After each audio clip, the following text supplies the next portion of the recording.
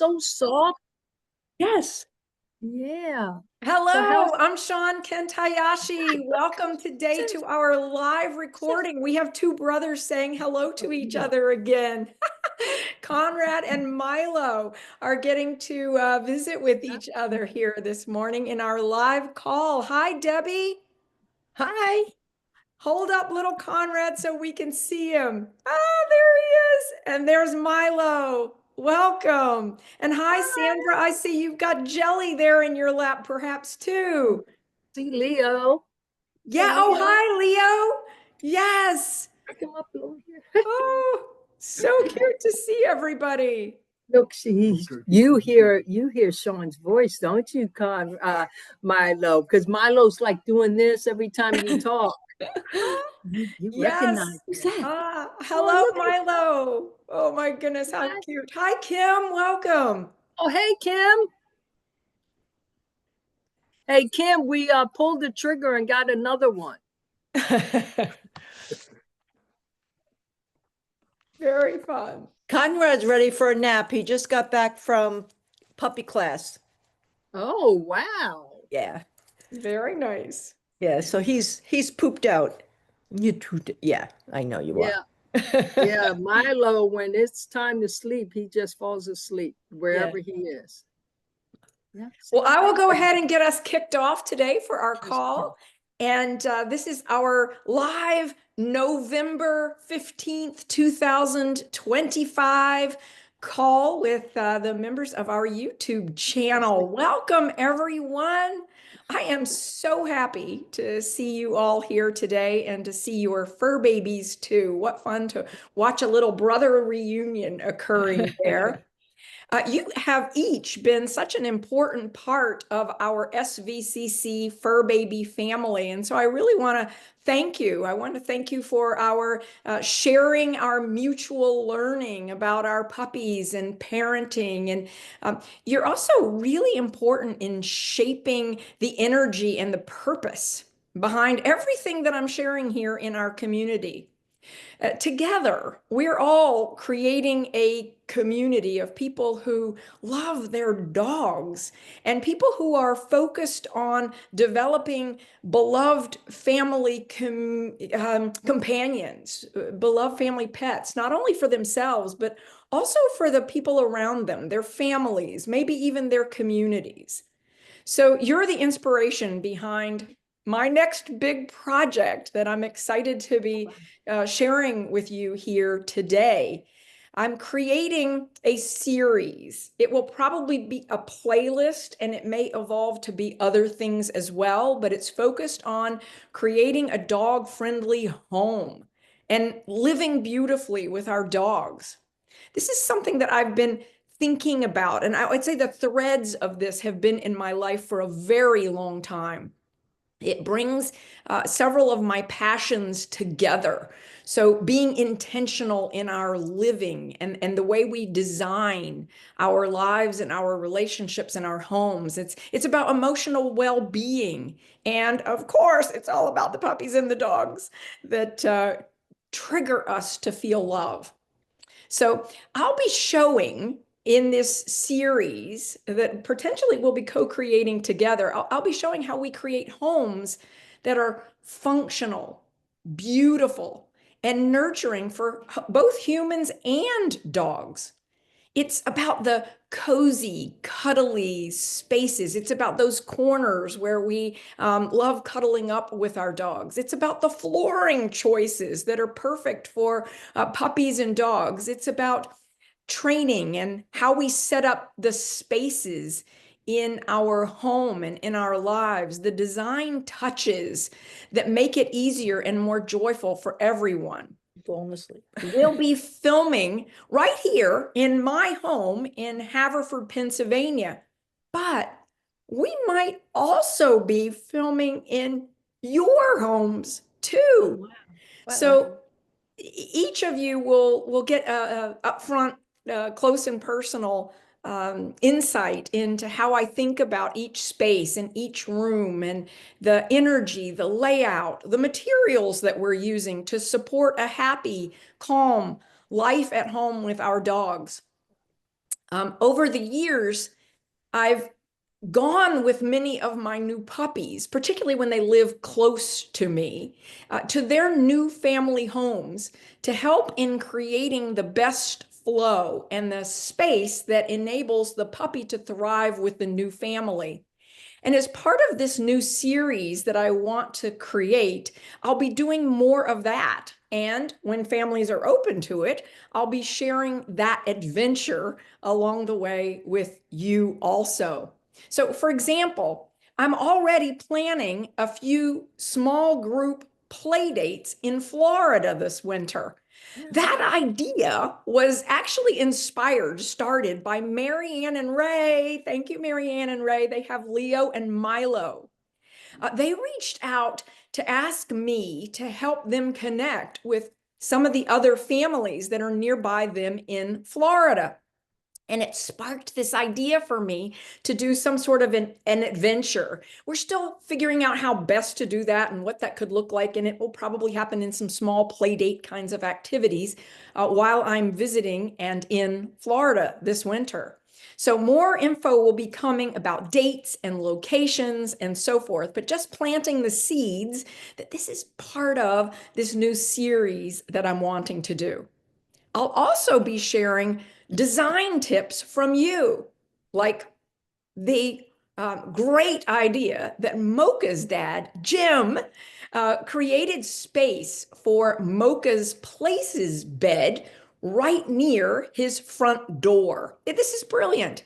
Because of this, he was able to train him that when the doorbell rings, Mocha goes and sits right on the Places bed and waits for his reward. Oh, my goodness. That was inspiring. I love it. And I know that that also triggered some of you to begin doing the same thing in your own training with your doggy. So it's all of us sharing together our experiences and how we're making our homes beautiful, the energy flows. You'll also see some behind the scenes videos, some favorite new products that I discover and use along the way. And we'll talk about ways that we can use these in our own homes or out in the world to make traveling with our dogs easier. So whether you've got a busy family house, maybe with multiple generations living together, I know there are several of you who have my dogs that are in that situation, or there's some of you who live in very small New York City apartments. And maybe some of you are even vacationing or living on a boat. I know that's the case in some situations with a few of my dogs too. So wherever you live, we're going to talk about the spaces that are both soul nourishing and beautiful for us and our dogs. So this series is part of a bigger vision. I'm calling it Creating Dog-Friendly Homes that are beautiful and inspiring for all of us. And I want you to know I'm really grateful you're here at the beginning as we are co-creating this. So thank you all for being part of the inspiration and the community that's making this real. So, whoo, here we are. Now I'd love to hear from you. I'd like to invite you to introduce yourself.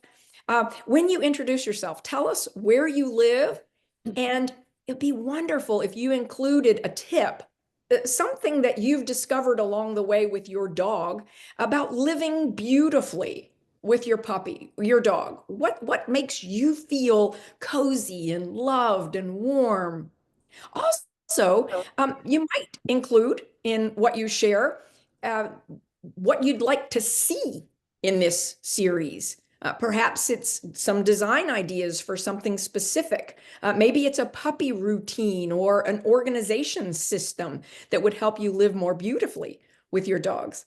And so my invitation today is let's dream this together. Let's create it together.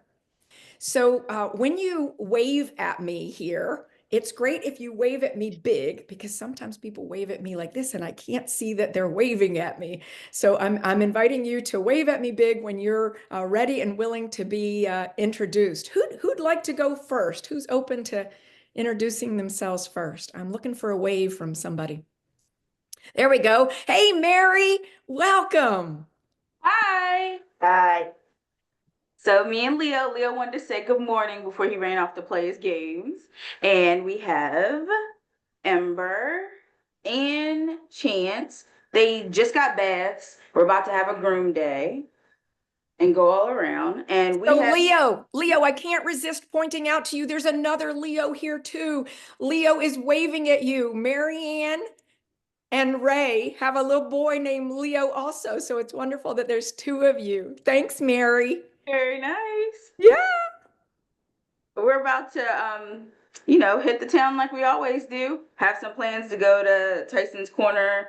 They have some festival where they're doing fireworks and Santa's coming out and all that kind of stuff. So we're gonna take them and go. And these two, oh, that's what I didn't tell you. These two did great with fireworks. And Ember was super small. They sat in the stroller, they watched until they were bored, and then they went to sleep. Nobody could believe what was happening. And I was like, told y'all, she's good. And Ember just had her birthday, so she's 1 now. Happy birthday, Ember. Will you hold her up and we'll send her some happy birthday energy, Ember? There you go. There she is. Hi, Ember. What a cutie. She's like, oh, that voice. I know it. Where is it? Yes, yes. That's wonderful. Well, Mary, any design ideas or inspirations that you would like to see? Mary is amazing at traveling with her dogs. She takes them everywhere, vacations, daily activities, outings. So Mary is somebody who can contribute lots of insight here in our community about tips and ideas and things to take along on your adventures with your doggies. But anything in particular, Mary, you would really like to see in this new series? Tell me what's going on with the series. I came in just a little late. Okay. Well, I'll come back to that in a little Okay. bit, and I think you'll get the idea. It's this. Okay. The concept is living beautifully with your dogs and designing your home and your spaces and so forth. But you'll hear other people, and then that might inspire you to think of something too. Oh, Okay. yes. Who'd like to introduce themselves next? Hi, Brooke. Hi, Let's all. see Artemis. Is Artemis right there with Yeah, you? that's why I wanted to go because she just came over. So Oh, good. here's Artemis, and she's about to be 11 months, like she's 10 and a half months right now.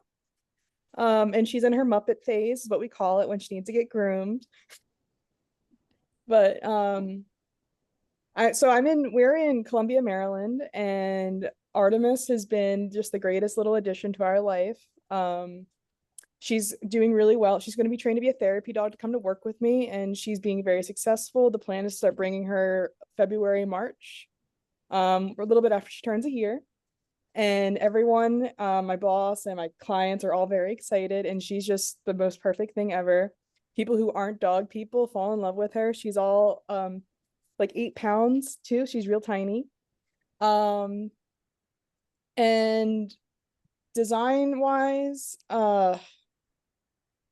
well, we don't have her sleep in our bed, but she has her own little like bedroom space. So for folks who don't want to have their dog sleep with them, we have like her own little suite. It has a little bed in it, and it has like a little bit of water and kibble if she needs it, and toys. And it's just perfect. She goes to sleep there, and that way when we travel, because we travel a lot with my family, we bring it with us, and it's packable. It's gone all the way to Tennessee with us and Florida. She knows it's bedtime. She knows that's where she goes, and it keeps her really settled. So if anyone's planning on traveling, that's really helpful. And we also have a little play area, kind of like how Sean has it set up with her dogs. That's where she goes when we have to go out where she can't come with us. Like if we're going grocery shopping or something and we don't want to bring her. But otherwise, yeah, she comes with us everywhere. We have a little bag she goes in. She went to Williamsburg with us. She really loved horses and, wanting to eat everything horses make behind them, but she's learning to leave it. And yeah, smartest dog I've ever had in my entire life. So, and she just found bones that she likes to chew. So that's really great. Excellent. Well, Brooke, thank you so much for being here. Brooke is great about sending us in, and Mary too, about sending us photos so that we can see little Artemis as she's developing and growing up. So I include those at the end of our videos. And you may have recently seen the one where there's a puppy waving at us. That's Artemis. Brooke has trained Artemis. I think she's passed the trick the AKC trick course already. Yeah, that's fantastic. Yeah, she, So excited by that. She passed the And- intermediate as well, so we're working on the after intermediate. So she's doing really well with it. Marvelous. Yeah, that's great. Well, thank you, Brooke, for being here today and having Artemis join us as well. And we'll look forward to more of those photographs, particularly the ones where maybe you could send a photograph just of her little bed space and some of those things that you're doing when you're traveling with her. That would be so fun to see. All right. Well, welcome. Okay. Who wants to wave at me next? Hi. I see Tam and Kim. Hello. Tam and Kim have Jackson. You know, I always call him Wavy Davy. But they call him Jackson. And Luca. And in fact, I'm so excited because we're going to be seeing them next weekend. Hi, Kim and Tam. Hello. Hi. We're in Timonium, Maryland. It's like right outside of Baltimore. Let's see. The boys are at the groomers, so this must be the grooming weekend. What else can we say? The only tip I have, I've discovered that the boys like siesta TV. So it really stops them in their tracks when I put it on. So that's a little something to share. It's on YouTube. Stop laughing. Stop laughing, Charles. It's on YouTube, but it's very cute. I find myself enjoying it as well. So, but it's very endearing little programming for dogs. So, Oh, lovely. Yeah. Well, anything that you would really like to see in the new series coming up, and there might be some ideas that get played out next weekend while you are visiting my home, but anything in particular come to mind based on the introduction today? Just how jealous we are of the Marys and Brooke and everyone that's got such a good grasp on how to go out in public, because we've been so busy this last year and a half that, oh, look at the little baby, that we haven't had as much time with the training. So that part we're failing. So yes, I'm channeling my jealousy and hoping that, you know, I could get a little more mental support so I can get back on that horse. Well, and maybe we can work on that a little bit next weekend when you're here, because there are lots of places that we can take the boys and we can practice some of that. So that would be excellent. Yeah, good. Okay. Well, thank you, Kim and Tam, for being here. All right. Who'd like to wave at us next? And I saw little Mr. Oscar there chiming in and waving at us. Look at him and his adorable little Christmas. I happen to know that Linda is decorating her home right now for Christmas. And so Mr. Oscar is ready. Hi, Ed and Linda.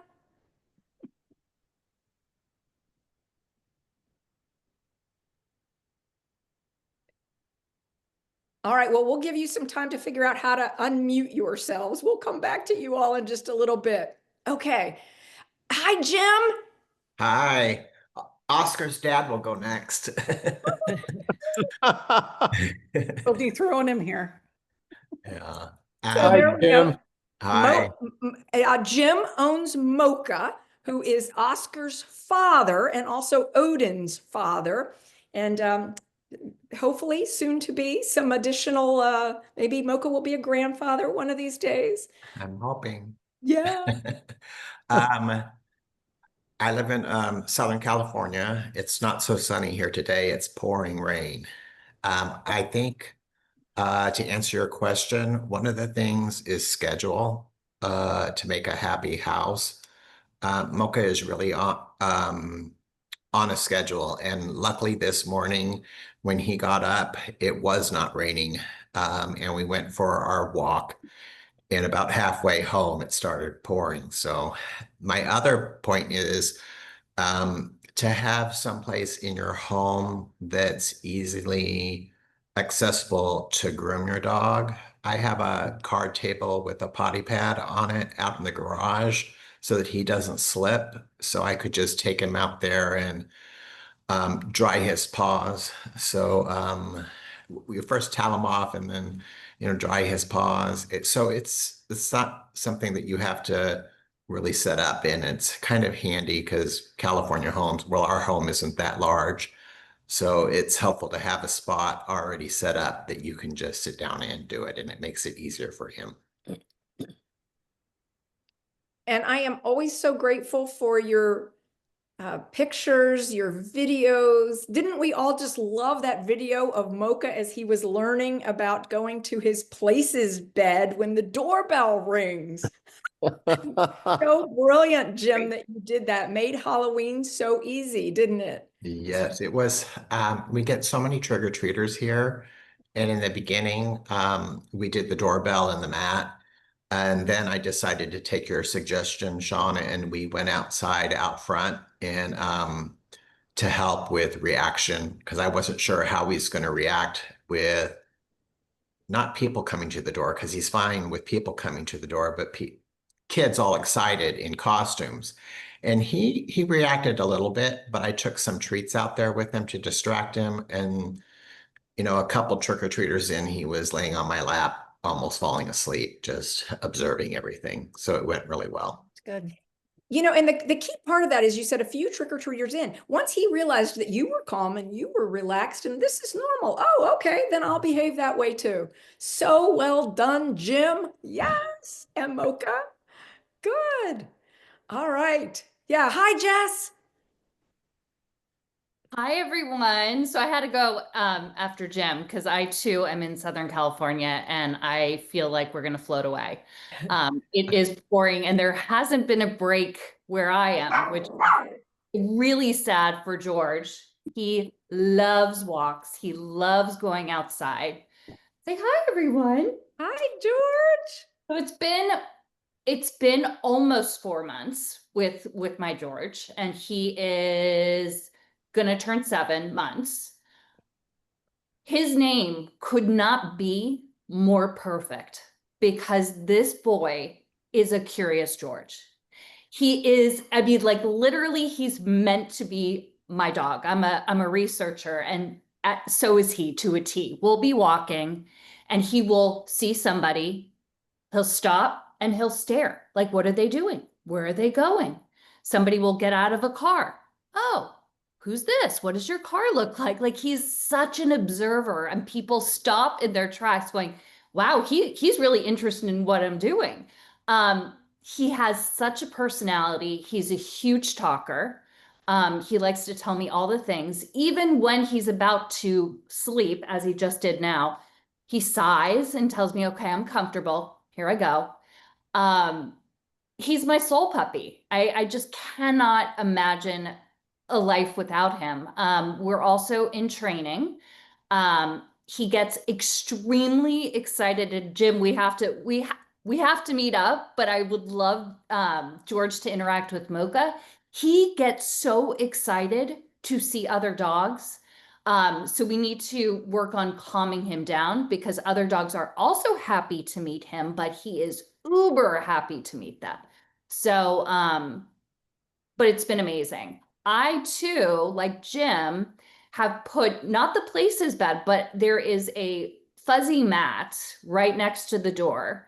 And that's George's communication space. If he wants to go for a walk, that's where he goes. If I open the door, that's where he goes. And so it's really been, and we have a big routine as well.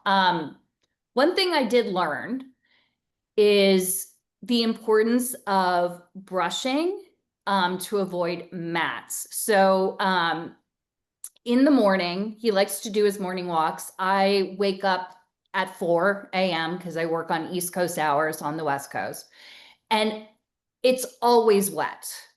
And so I've learned from my groomer, when we get back inside, blow dry him and then brush him. So we kind of have a daily grooming session in the morning, which is fun. But yeah, he's a love bug. He is just such a lover, and I'm so happy and excited. And I can't wait to also put him in agility and obedience classes because we too are working on therapy dog work.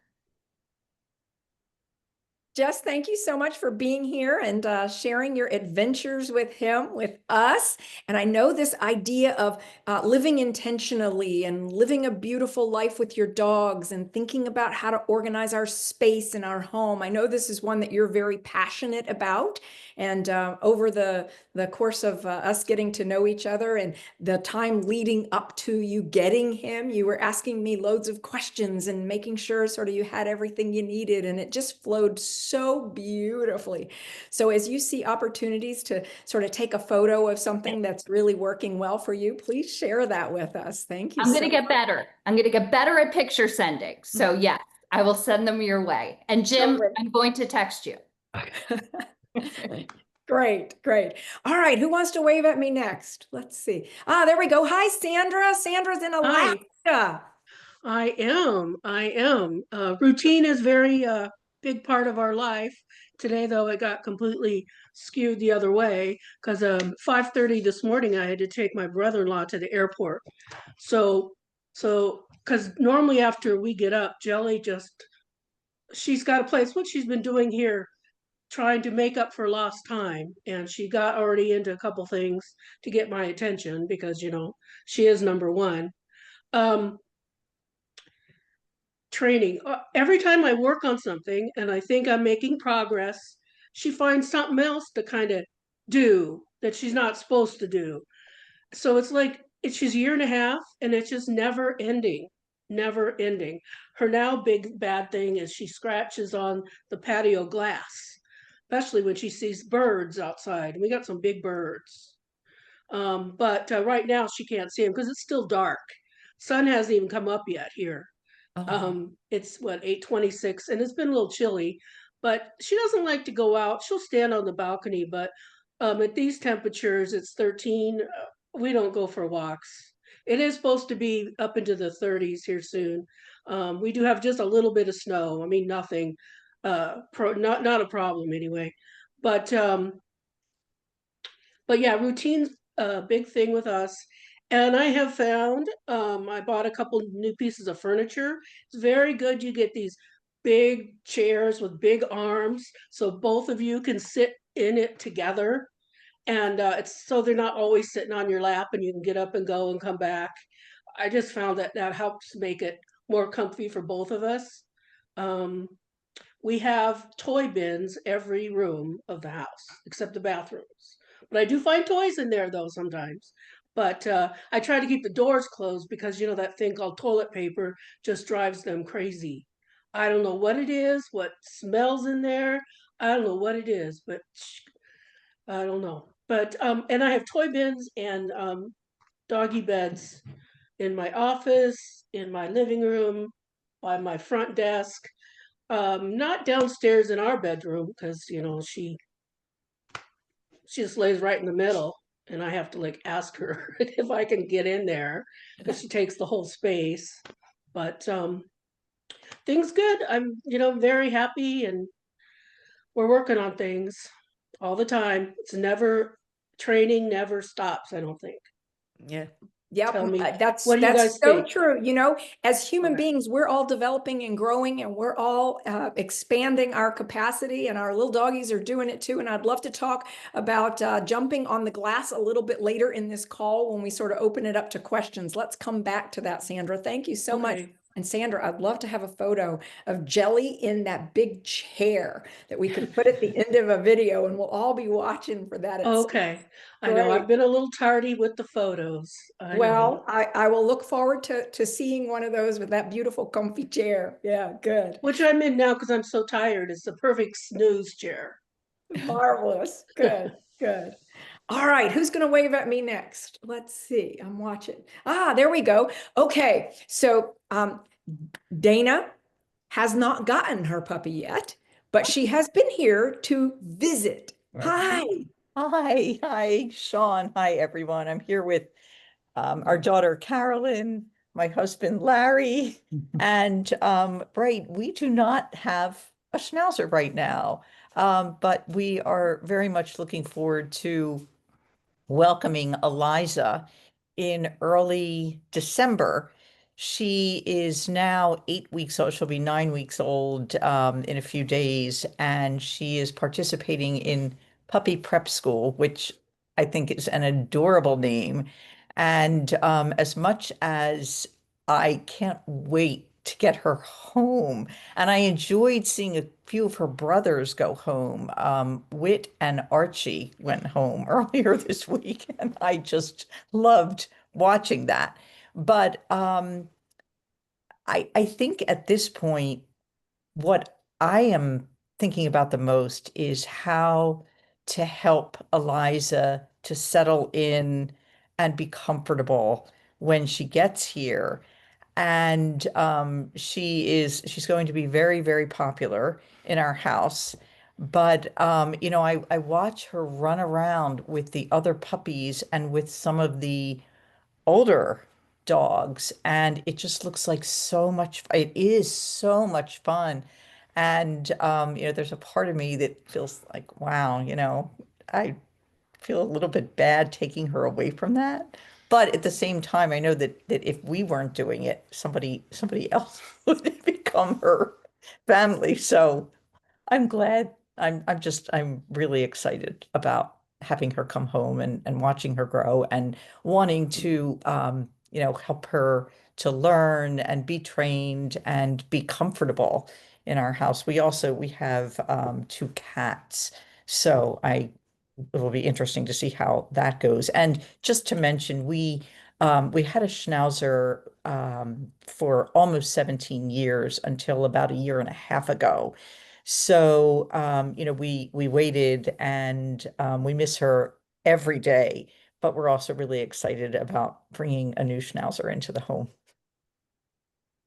Terrific, Dana and family. We're so glad that you're here and becoming a part of our fur baby family.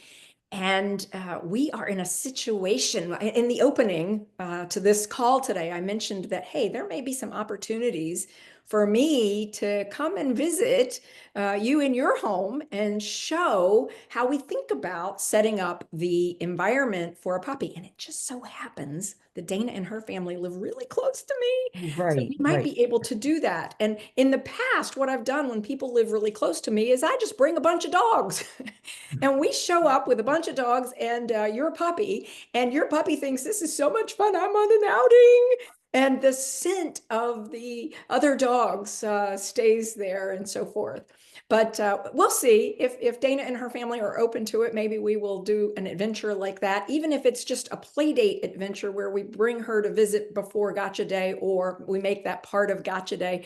I'm open to exploring those possibilities and including that in our series focused on creating beautifully inspired homes for our families and beloved family pets and so forth. So thank you, Dana. Glad you're here. Thank you. All right, who's next? All right. Hi, Marianne and Ray. Hi, how you doing? Hi. So we're with the little puppy. Leo, the first day was like very standoffish to the little puppy, I guess trying to figure out what's going on. But it didn't take long. Now they're best buddies, and Leo is very gentle with Milo. But talking about going out, Kim, this might help. We've been doing a lot of farmers markets. They have a lot of them here in Venice, Florida. And we go to them because they're busy, got a lot of people, and a lot of people bring their dogs. So it depends on how crowded it is, what we do. We'll either have Leo on a leash, and we have Milo, of course, in a stroller because he hasn't had all his shots yet. So we don't let him on the ground right now. But Ray had bought this, when it's really crowded, Ray had bought this cool backpack for Leo. I don't know if you could see this, but it's a backpack and it has Leo's name on it, and Leo's up high going, wow, this is pretty cool up here. And he's looking, and it's really worked out really well. And then at the end, we take him out and let him get his exercise. But someone walked past us and said, wow, that's a new way of walking your dog. But it seems like the chaos with all the noise, the people, the reactivity to other dogs, that it desensitizes them some. So it really helps if you find some of those things. And I know you have a lot of them too. And I was thinking next time we're in town, Kim and Tam and Brooke, we have to get together for a play date with the dogs. Brooke, I used to live in Ellicott City, so I'm very familiar with Columbia. So maybe we can get together. Good idea. Thanks. Yeah. Oh. Yeah. I think Leo finds it fascinating because he's normally sees the world from 15 inches off the ground. But now that he's like 5.5 feet off the ground, he's just fascinated by everything around. His head is constantly going left, right, left, right. He's afraid to miss something. Yeah. But that's really good way. And we take her to outdoor art shows or any outdoor function that we can take him to where there's large crowds. And you are so fabulous about sending great photos and showing your adventures. I loved seeing them underneath the special tree. Yeah, the banyan tree. Yeah. The banyan tree. Yes. Yeah. And just the adventures that you do with them are inspiring to all of us. So thank you for sharing that. And please do share a photo in the backpack so we can see what that looks like, and maybe even share the information about it with me, and I'll post that too. So good. Yeah. Great.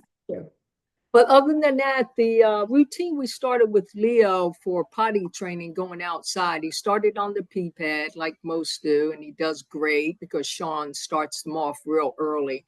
And then we graduated from the pee pad. Once Leo had all his shots, we had a little bell at the corner of the door that we go out, and Leo hits the bell when it's time to go out. And we knew this would happen because everyone said this. Well, just wait. He's going to start hitting it every time he wants to go out, not necessarily go pee. And then he started doing that. So what I did when I outsmarted him. So after he went out and did his business, when I came back, I covered the bell so he couldn't hit it.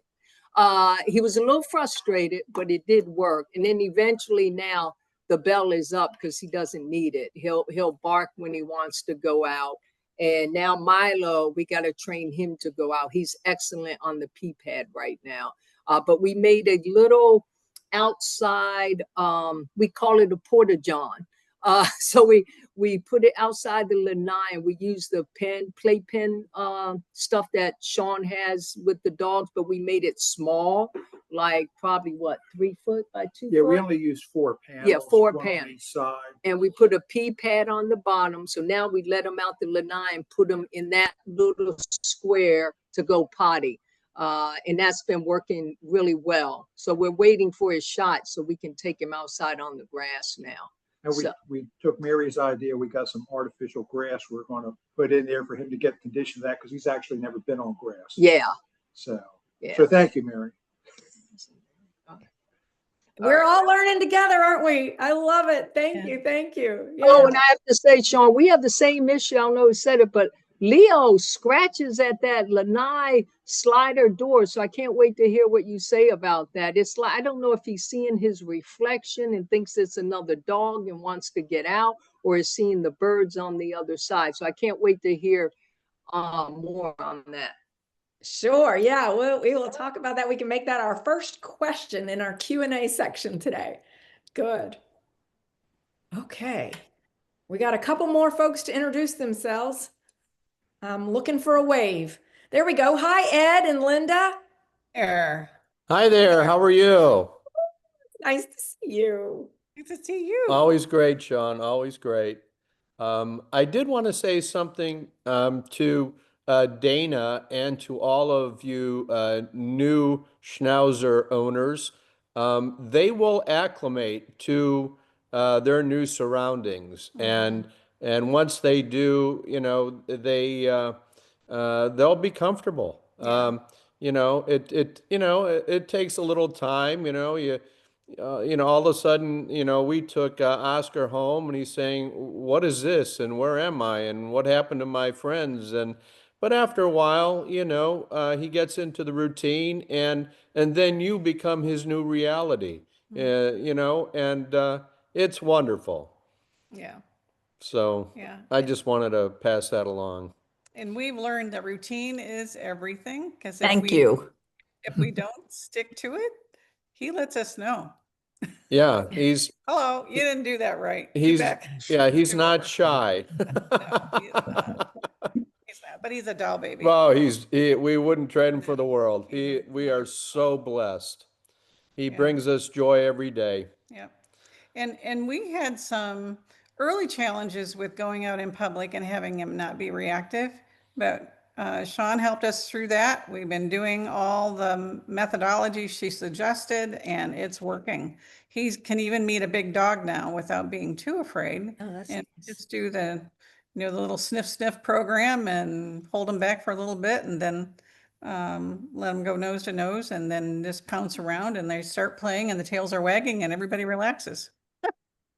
Very nice. Well, I celebrate you both, Ed and Linda, because you called me right away, when you had questions, and then you implemented what we talked about immediately. So things like going, I don't know that you did this exact thing, but it was the concept of going and sitting in front of the grocery store on a bench and just letting people go by, and going to in your community, there is a dog park. And while you didn't necessarily put him in the dog park, it's having him near where other dogs are going by, so that he's sitting, he's calm, he's relaxed with you. And if you spend 15, 20 minutes like that, I know sometimes you sent me great photos of you sitting in a place where you were having coffee and other people were meandering by and stuff. These things make a big difference. Do them early on, get in the habit of doing that. And it's fantastic. So yeah, and it took us about, I would say, 3 or 4 weeks of doing that, about 3 to 4 days every week, going out for a routine. We have a big pickleball community here. So we walk into the pickleball area. Everybody says, "Hi, Oscar."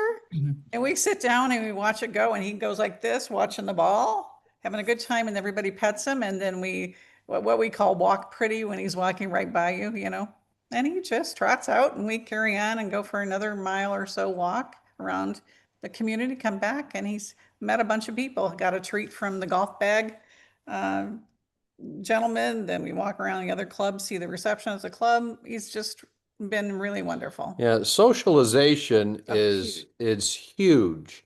Even we went to PetSmart the other day, and what we did, we brought a towel with us, and we placed the towel toward the handle of the cart where that small space is, so he could sit down without having to deal with, the wire cage. And so we put the towel down, he's comfortable, and it's interesting to see him look at the other people and all the other, whether they're dogs or people. It just is a great way to socialize them in a store that welcomes dogs. Yeah. And we take them everywhere we can. Yeah. We've been to restaurants. A cleaner everywhere. Yeah, everywhere. That socialization is huge. We never did it with our other dogs, and if I were to go back in time, that's what I would have done, is socialize. Yeah, it's huge. Oscar, when we take him for walks, cars will go by and trucks, runners, bicyclists, and our last Schnauzer always had something to say about the cars and trucks moving down the street. Oscar just says, "Oh, there's a truck. I get it." Yeah. And I have to tip my hat to Sean, because all those videos when she would take the puppies out in those baby strollers and get them socialized at an early age, that is so huge. Well, and then Oscar stayed for a long time, so he had the benefit of having Sean as his grade school teacher. And he is even a better puppy because of that, So we're trying to pick up junior high right now. Well, it's a partnership. And no matter how long your puppy stays with me, it's still a partnership, because Ed and Linda, you did the things you needed to do right there early on. And that makes a huge difference. So tips here, Dana and family, about those first several weeks that you have Eliza. I'll be encouraging you to be carrying her lots of places and doing fun things with her, so that she sees your neighborhood. She sees what it's like to live in Philadelphia. She gets to meet people who have all different shapes and sizes and wearing different things and so forth. So good. All right. Well, let's see. I know there's a couple more of you here that we haven't. Hi, Charles. Hello, how's everybody doing? Yeah, my name is Charles. I live in I live right outside of Detroit. I live Detroit, Michigan. So in St. Clair Shores is a suburb here. And I have a dog named Zane. He's liver and tan, and he's very outgoing. He's a leader dog. And he likes to work. So I'm like, how can I do this with my busy schedule? So we're figuring it out. I can completely understand about the socialization. Sean said from day one, take him out. He was everywhere with us. I had a backpack. He's in the back of the dog backpack, and he was everywhere for sure. And then of course he played with other dogs. But what he did like to do is really, really play with the other dogs. But now that he's going through obedience, getting these titles, I'm like, we can't play like that here. It's a whole different realm. So, but it seems like he's turning it off. He gets in obedience, and all these other dogs next to him, he just acts like they're not there now most of the time. So every now and then the dogs still want to greet each other, but they got to work. So he's doing that. I keep him busy. He was just in the local Detroit Free Press. They took this lady here who's like this real famous photographer. She's almost like the doggist, and she loves the way he takes pictures because he'll do whatever you say do, and he'll just do it. So she had him in the paper and all this kind of stuff. So we keep him busy, and he's all in my brand. He got to earn his keep. So we have fun. Charles, I admire you so much. You are so wonderful with him. You're such a good puppy daddy. And Charles really took it on to take him to a variety of different types of classes. And I highly recommend this because even though they may learn a lot here, they're going to learn how to follow a lure. They're going to learn a lot of the basics depending on how long you have them in puppy prep school. It's sometimes all about training you. It's about training you in the pacing and the experience and so forth. And some of you are able to come here and practice it with me. Brooke and Aaron came regularly and visited while Artemis was here in puppy prep school. And we were able to do videos with Brooke and Aaron where you got to see them learning it, what it means to move your hand and what it means to pace your own pacing as you're teaching them. But, Charles wasn't able to do that in Detroit. And so it worked out really fabulously in the way that you have taken this on. And Charles, your commitment to him is just so inspiring to me, and that you're getting titles with him and you're doing all kinds of things. So thank you for sharing your experience. Well, thank you. And thank you for all your help, because everything Sean said on the YouTube, we did. So we went to like one of the classes, like, oh, he knows all this stuff already. Yeah. And so we just kept going and going and going and going until we just outclassed the whole Petco thing. And now we're at, a dog club. So, and now that's a whole nother level when you go to these AKC dog clubs. So, yep. But you're there and you're doing it. I'm so happy. No, I'm like, how did I get into this? I was a steward before too. I'm like, how did I get into this? I love it. Well, welcome. All right. Hi, Carolyn. I see you've got Poppy with you. And Poppy happens to be in season right now. And so what that means is we're having a scheduled play date with Luca and Poppy next weekend. So hi, Carolyn. Hi, Poppy. Carolyn, are you able to unmute yourself? There you go. Can you see me? Yes, we see you, and we see your beautiful little on the girl. Screen. I thought I'd see myself on the screen, but I guess not. I don't know how it works. This is the first time I'm using Zoom, so I'm just trying to figure it all out. And yep, this is Miss Poppy. I don't know if you can see her blue eyes or not. Would you hold your head still? I don't know that we're going to be able to see her blue eyes in this light, but Poppy is a black party with gorgeous blue eyes, just like her mommy Carolyn has blue eyes. She's looking down at Bradley. Bradley's been going crazy. Yes, I'm sure. Now, what you all might not know is that Carolyn owns a bunch of my dogs. And so recently Carolyn was here and brought Bradley, and we bred Bradley to Sierra. So we will be having Sierra Bradley puppies here that promise to be very dark red, I suspect. So that's really fun. Yeah, that'll be good. And Carolyn has done so much in the realm of design. And, we're talking about building beautiful spaces for ourselves and our dogs and how they come together. Carolyn built this wonderful garden and gazebo, keeps her dogs under shade in the summertime. And maybe if she's willing, she'd let me share a photograph of that in one of the end videos coming up soon. So you can see her clever design work. She's a major gardener. And it's just a joy, Carolyn, to learn about the ways in which you do things. Oh, thank you. Yeah, I do spend a lot of time outside. And I'll tell you one thing about the Schnauzers. They are definitely prey driven. I had some incidents where they got a hold of one of my chickens and they didn't kill it, but yeah, they were pulling out some feathers. And that was my fault because I didn't secure the gate, and it was windy that day and it blew open, and all three of them went in there and they were chasing chickens all over the place. So that was fun. Oh boy. But Well, normally the chickens are completely separate from the dogs. Yeah. To your point, they have an instinct.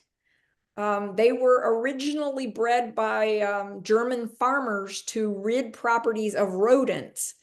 And so for that reason, I don't recommend that you have things like gerbils or ferrets or guinea pigs as pets along with a Schnauzer. That is not a good idea because instinct will take over. So yeah, thanks for mentioning that. They give my cats a run for their money sometimes. I have two cats and they're full grown, so it's not really that bad. They chase them, but they never hurt them because my cats are as big as the dogs. And yeah, so they've went after rabbits, birds, squirrels, anything that lands in the yard or is in the yard, they will chase it. Sometimes they catch. Yes. Well, I can tell you that my dogs do really well with cats. And whenever I know that someone is getting a puppy from me that, that there is a cat, we talk about some of the cat friendly things, but Jim has a cat. And that was really important to him that that Mocha be ready to be with a cat. And I think it was 24 hours later or 48 hours later, they were sleeping in a bed together. And Brooke and Aaron also have a cat, and it was the same sort of thing that it was really important to them. Let's see, I've got a bunch of others that have had cats at home when the puppy comes home, and sort of we work through how to do that. So that's great. Thank you. Yeah, so glad you're here. And I see Debbie waving at us. Debbie has just gotten her little boy after a very long look on our waiting list. Yes. And Debbie is doing so well with Conrad. I'm loving all the photos you're sending. Tell us how it's going, Debbie. Well, I told you the first week and a half, I realized because we're trying to get him to do potty outside and not use the potty pads, but we didn't give him access to being to the back door. So now we have our kitchen is now our puppy playpen, and we have it gated off or whatever. And the only time he has an accident in the house is when I'm not paying attention. I need to pay attention. And then it's more like a learning process with both of us, but he is, I would say this week has turned a corner as far as going outside. And like Milo, when I first got him, he didn't know what grass was. He had never been on grass. So the first week, he would be out there and he'd be every leaf and every little thing, he would be picking at. But we got through that. And so now we have a regular routine when we go out, take him out, whatever. And it's funny because now, like he'll pee when, as soon as you take him out. But if he has to poop, he heads for the back of the garage and he wants to poop in the back, which is fine with me, but the puppy nipping, he is really, really bad with that right now. And I am, I keep handing him a toy, I got like rubber toys with the little spikes, that kind of stuff. But you know, and I keep saying, no, it's like, this dog is going to work. The word no is like every day, all day long, but he's getting better at it. I noticed this week, all of a sudden, it seems like he's turning a corner with a lot of things. So Debbie, you regularly send me texts telling me how much fun you're having with him and how he's learning all kinds of new things. And yes, since you've gotten him, you have taught him so many new things, and it's exciting to hear that. As it relates to puppies teething, you know, puppies are going to be teething for quite a while, and frankly, they're going to go through several stages of teething. Their jawbone does its last big growth spurt in their 9th month. Oh boy. So that's why we keep them in puppy playpens. Sometimes people misunderstand. They think the reason that we keep them in puppy playpens is for potty training. And they say to me, oh, my dog's completely potty trained. I don't need to keep him in a puppy playpen. And I say, no, please keep him in the puppy playpen when you're not able to keep an eye on him or her, because this is really about the need for dogs to chew on things. And so right now he's at a stage where it feels really good. It gives him a lot of relief to bite down on something. And it just so happens he happens to love you. Exactly. So the idea of biting down on you is lots of fun for him. The key here is when little puppies are in their playpen with each other or with mom, and they're learning by biting each other how much is too much, the puppies and moms make a very loud squeal noise. Ouch. And so that's what I want you to do. When he bites you too hard, I want you to make a very loud squeal noise like that. And then I want you to jolt away. And when you see it happen in the puppy playpen, all the puppies, they shun the one that bit too much. They shun the one that bit too hard by not having eye contact and pulling away and giving them the cold shoulder. And this is how they learn. So the mistake sometimes that people make is they'll let the puppy keep biting them. And I don't mind if a puppy is licking my fingers, or I'll call it sort of gnawing around my hand, but it's when they bite, that's not okay. And I make it very clear by doing this loud, shrill noise and then pulling away, shunning them. Okay. And that will work, but you just got to be consistent with it. Yeah, I noticed consistency is the key to everything. Yes, it is. Yes. Well, you have been waiting for him for so long that all of us in this group who've been in it with you, are so happy that you have him, that you're playing with him every day, and he's Yep. I try to. I have the little places bed, and I do it like first thing in the morning after we potty, do our potty business and stuff, and he's got all this energy. I do it then. And then I try to do it in the late afternoon. I do another session with him, and it might only be 5 minutes or whatever, but he's getting it. I'm now taking him on walks, just down to the end of the block or whatever. He's still a little crazy on the leash, as far as leash walking goes, but he does, every time I stop, he will sit right next to me as soon as I stop. So that is just another thing I have to be consistent with, just every day we're going to do the walk. Yesterday I took him to a park and he did great. Even though there were no other people there were a lot of cars going back and forth, very loud and whatever. And he was just curious, but he did great. And I noticed when we got home, how calm he was when we got home, because right now everything he's always excited about everything.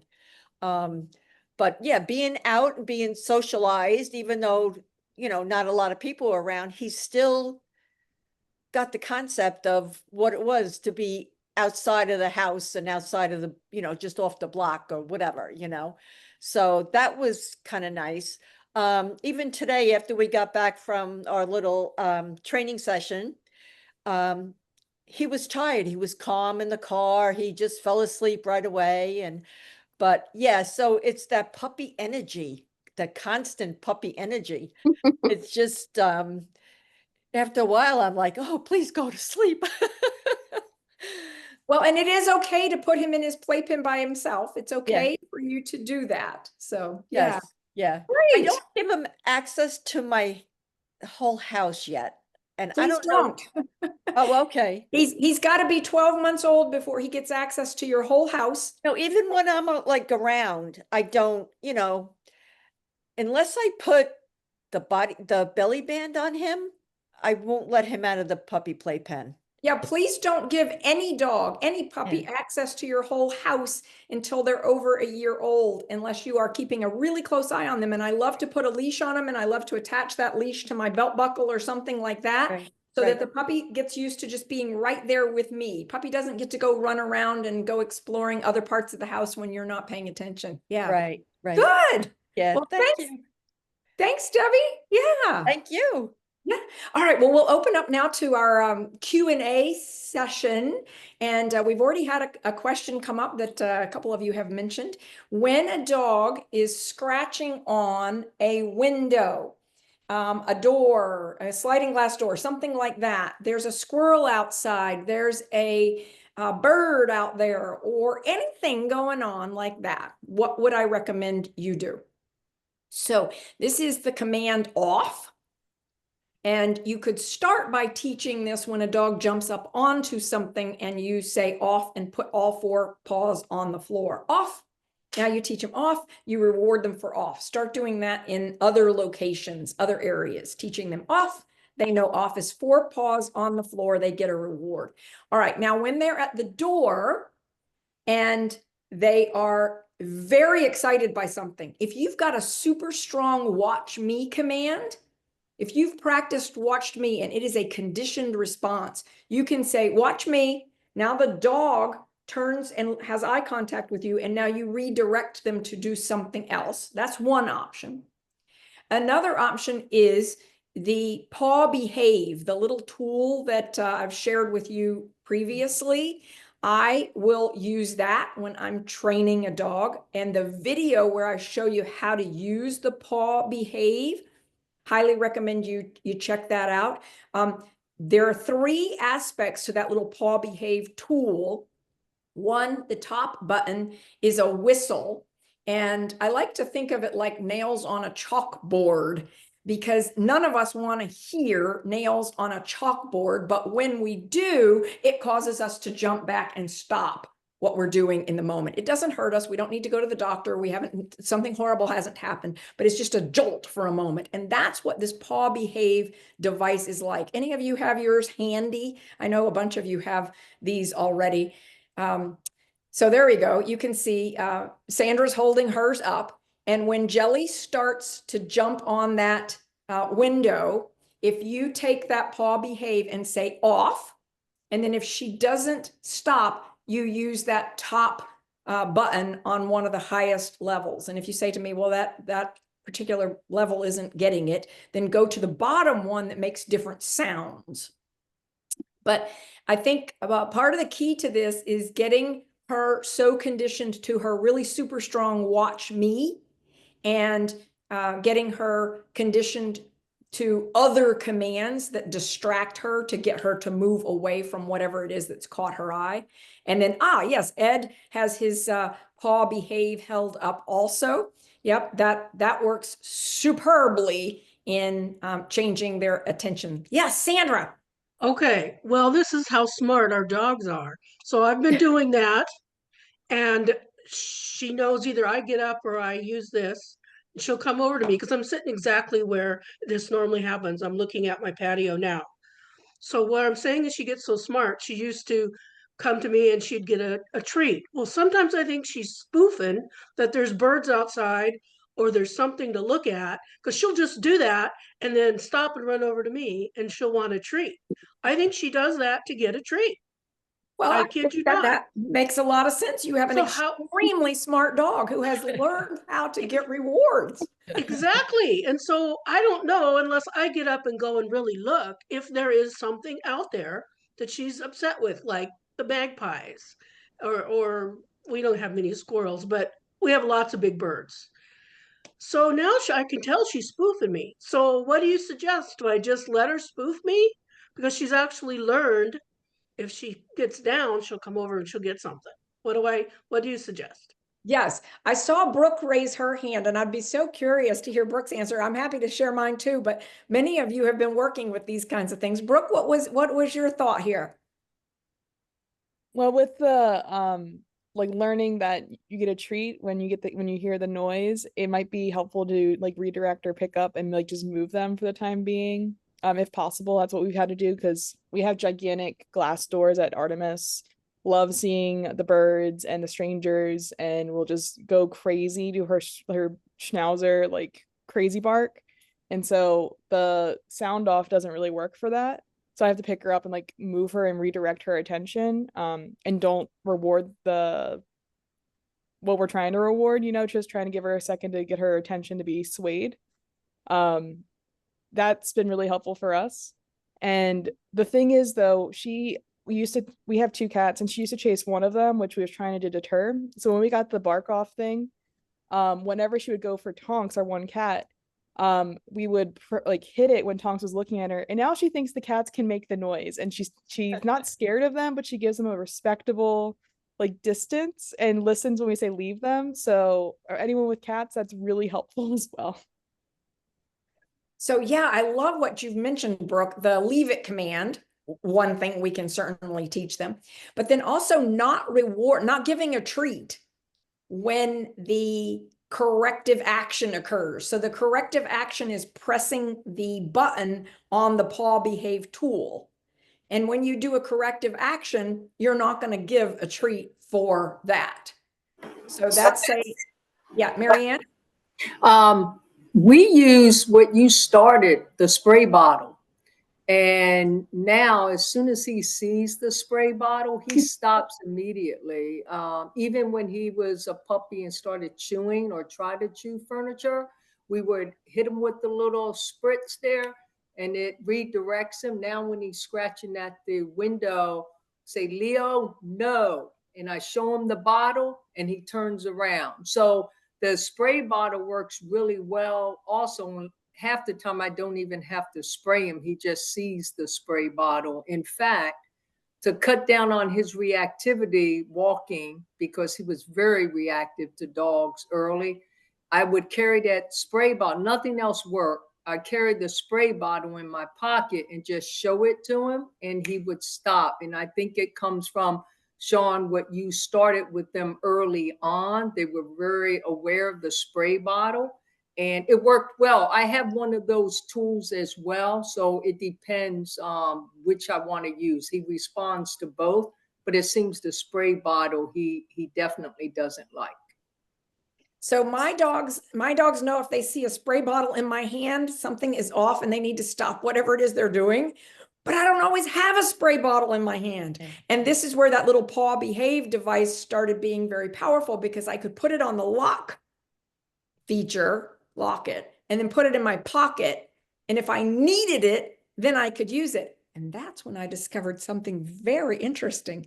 It works on lots of dogs, not just mine.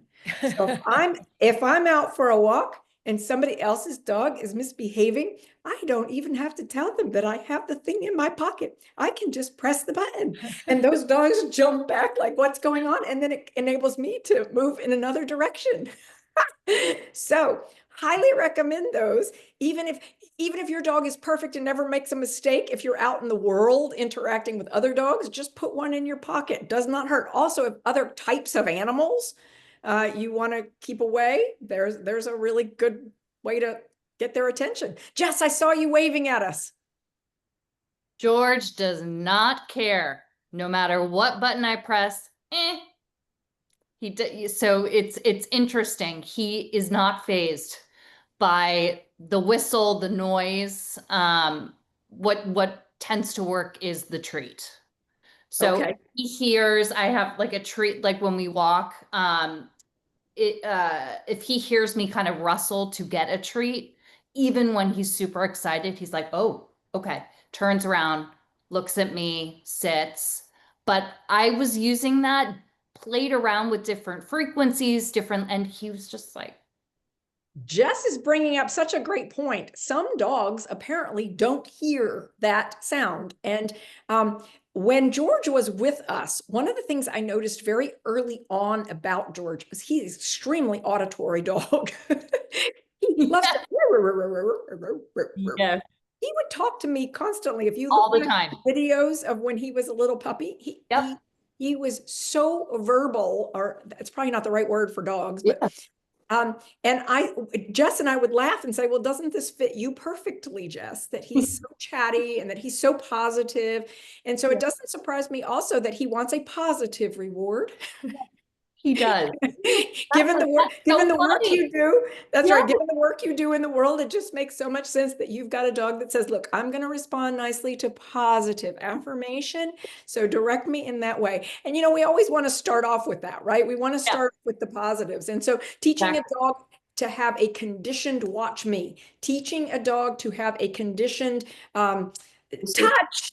I put my hand out and they come right over and they touch, and they know initially anyway they're going to get a reward, but then you Pavlov it so that they don't get a reward every time and they start to just do what you ask them to do. So I've got dogs you've got dogs, some of you that are trained to that level, that even if a squirrel is running by or a loud noise is being made, you can immediately redirect the dog by what you say to them, by your words or your hand signals. Yeah.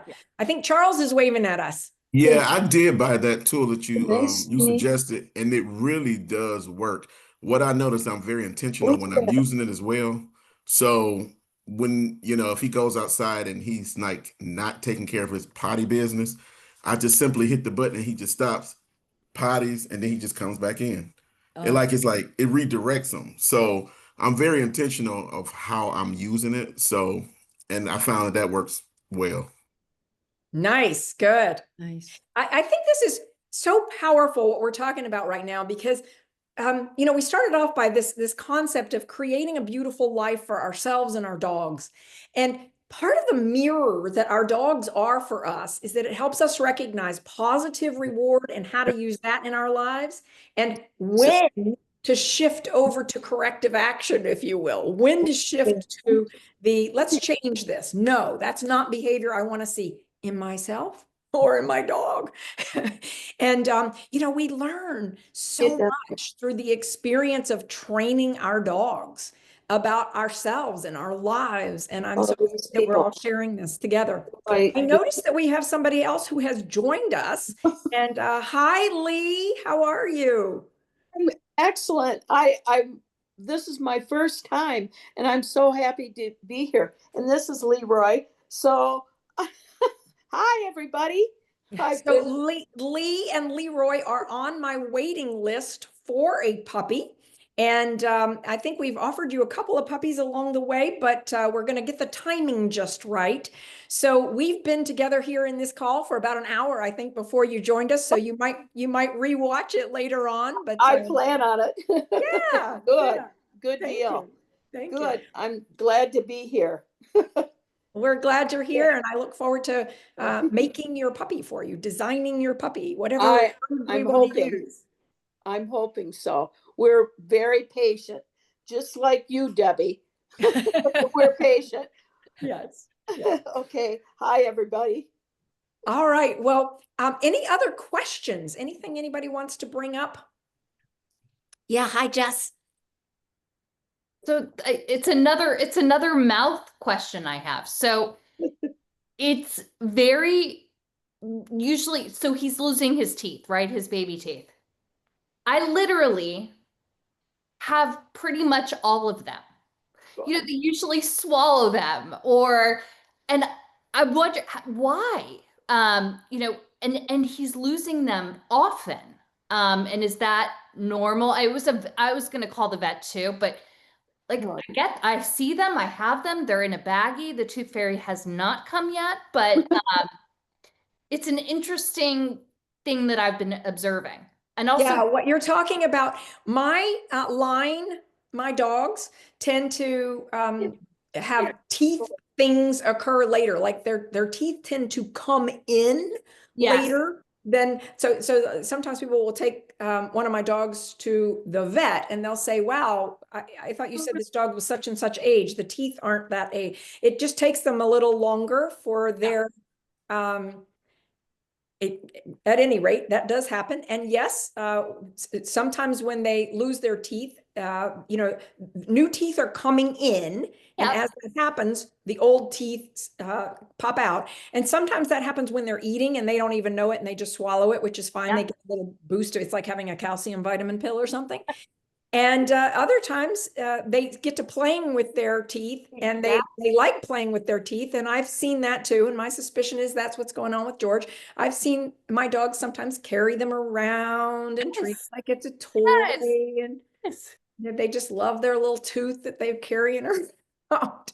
And the silly things that our dogs do that amuse us and that I can't predict what's going to happen. But I will tell you, if you're taking your dog to the vet at some point 7, 8, 9 months old, and your vet tells you, oh, we've got to do emergency surgery to remove a tooth because this tooth needs to go. I want you to smile and say, my breeder told me you might say that to me. And nope, because these dogs tend to lose their teeth 2 or 3 months later than other breeds. Got it. And so, I've seen vets say you've got to have $1,200 worth of a surgery right away next week. And I say to people, please wait 2 more months. Please wait until you get your dog neutered or spayed. And of course, within 2 to 3 months, those teeth have fallen out and it's not a problem. So it's the cutest thing. All these teeth. Yeah.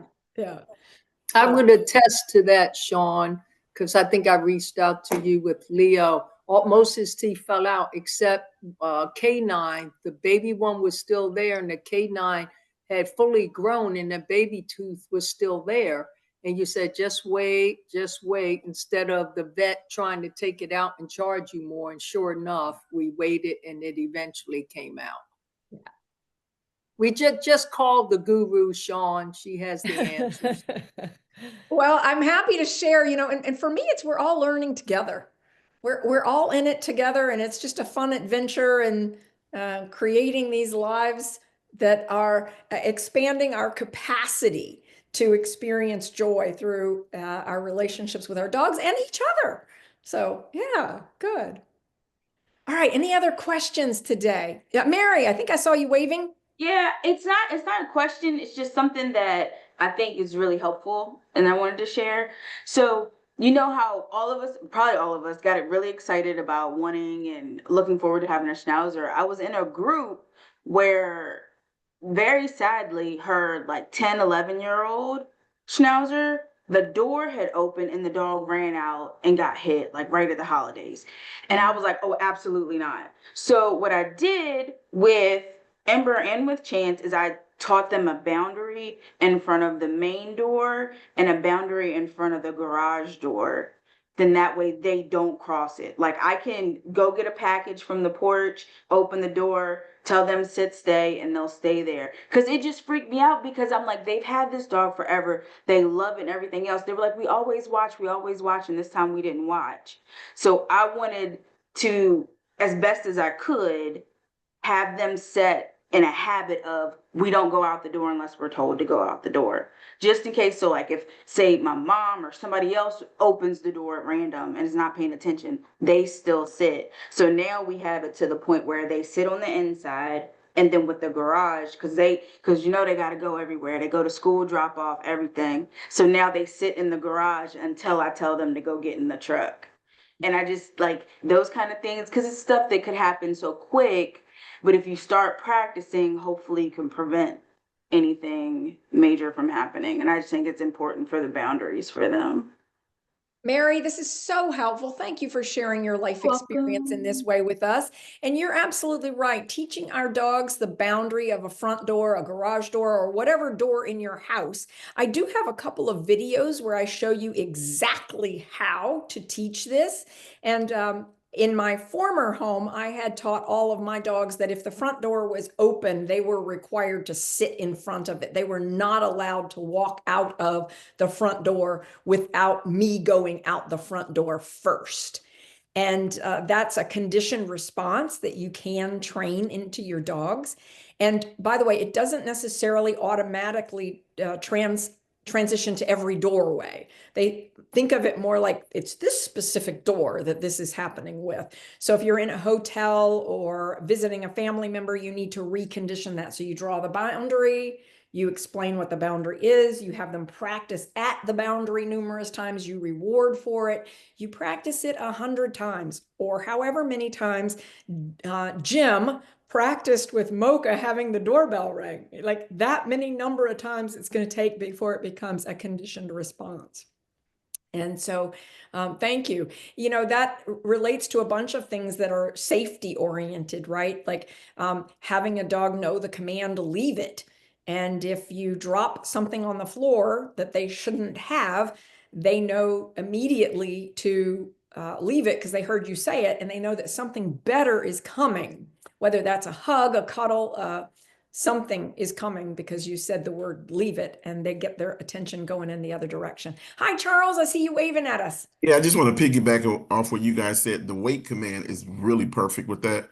So I often have him at boundaries say, wait, open the gates, and he just waits there. Open the door, wait.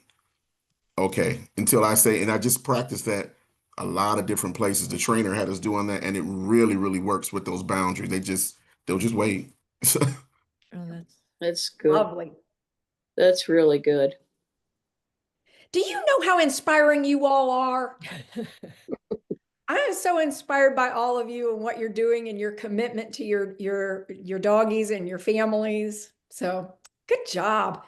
We'll take one more question or comment if somebody wants to. Yeah, Kim. I don't want you guys to think our babies aren't awesome also. So they're both over a year old, and we do not keep them in the pen anymore. So when we go to work, they have the full run of the living room. We're about to open up the kitchen to them also, and we have cameras, so we looking at them. And even with all that room, they're never sleeping more than an inch apart. I mean, wherever one is sleeping, the other is right there, whether they're in one of the beds, if they're on their couch or our couch, wherever, they're like right on top of each other. And they love each other so much, probably almost as much as we love them. I saw that Mary just did a comment saying, I want to see them so badly. They're at the groomer today. And I have to tell you, thank you so much, Kim and Tam, because, they're back now. Look at that. Hey, there we go. Oh, how nice. Wow. All right, so there's Luca. And I was going to say, I reached out to Kim and Tam and said, hey, I think we're going to have a play date with Poppy next weekend. Can we get Luca and Poppy together? Now, it happens that Carolyn lives in Maryland and Kim and Tam live in Maryland, but I think they're both coming here for our play date. But I'm happy to go there too if it makes more sense to do that next weekend. But yes, I'm just so excited about what's coming and what we're doing. Look at them. Hi, Luca. Hi, Jackson. Thank you. Yeah, very nice. Well, I will, of course, be sharing the genetic DNA possibilities that will come from our union of Poppy and Luca together. This will be Luca's first time, and there are certain things that we do when that's going on. So we'll make all of that fun. Yes. Hi, Mary. I just want to ask Kim and Tam, what was the turning point from letting them from the pen to have free roam of the house? That probably, were you guys a little anxiety when first day of doing it, thinking they'll eat up your couch? No, I'm just teasing. Go ahead. Did you do it for a short time? They were really, they have an area where we leave a potty pad just in case, because we are out of the home for several hours at work. But they're really good. It's rarely anything on the potty pad. And they do get into little things here and there, but for the most part, they're very good, and they don't, chew up furniture or anything. Can you there was a key to that though, Mary Ann. There was a real key to this. They're over a year old. Okay, that's what I was going to ask. But what is their age difference between each other? 1 month. Right. Okay. 1 And month. this was recent. We've only done this maybe how many? Last couple of weeks. Yeah, But it wasn't been like a month. Yeah, it wasn't because of them. It was just because we were so accustomed to doing it. And then one day we were like, why are we still doing that? Right. Okay. And then we just took the pen down and haven't looked back. Great, great. All right. Something to look forward to. Yes. But we Yes. don't The let them same go thing. upstairs. They Oh, don't right. go upstairs. They're still blocked from Just the there. living room We just give them and the kitchen a little now. more freedom just Okay. Should we do a meet and greet with the Marylanders? Oh, sure, that would be Sure, cool. that would be cool. And Yeah. Virginia Mary could get in there too. Yeah. That'd be fun. Yeah. You all let me know. I'm So going. in other words, Okay. Come on, Mary. yeah, Let's Mary hook Ann up. and Ray have Charles, initiated- get on the plane. Yeah, Mary's not far. She's I think Right. near the Maryland line. Yeah. This is fun. Mary Ann and Ray have initiated our Florida one and now our Maryland meetup. So we can make that happen. It sounds like we're going to have a California meetup too. And I I was want to just gonna say. of course. But I would Well- love to have a meetup with Charles because I live in Michigan. Oh, wow. As soon as we have a puppy, Wow, I'd love okay. to meet Charles and his puppies. Absolutely. Absolutely. That's nice. I'm pretty excited about that. Oh yeah, me too. Me too. Okay, we aren't that far from you, Charles. Okay. Oh wow. Sean, since I'm making great suggestions and you're always moving forward, bigger Yes. horizons and always thinking forward, maybe in the future, you should think of like a annual meetup somewhere, moving Yes, around the yes. state where we take our dogs and have our own little convention. Right. Yes. Indeed. I'm hearing in Naples in January outing for all of us who need to get out of the snow. Oh, that's smart. That's smart. Yeah, and I'm also hearing that we're going to have more snow this year than we've ever had, like in our history of thinking about snow. So for those of us who are already anticipating the need to get to some vitamin D in the warm, like thinking about that. Yes, yes. All right. Well, thank you all so much for participating today and for being in this journey with me and for being somebody who's really committed to expanding your own capacity to experience joy, your own capacity to experience love through the venue of having a puppy, a doggy that you're training and having it become a part of your family and then having it become a part of your community, perhaps. Several of you have dogs that are on the path to being therapy dogs and being a real contribution to your community. And I just celebrate that so much. So we will all say to be continued. Thank you for being here today. Guys. Yo. Thank you. Happy Bye. Thanksgiving as everybody. well. Yeah, happy Thanksgiving, everybody. Happy Charles. Thanksgiving. See you. See Happy y'all. Turkey Day. All right, see you. See ya. Bye.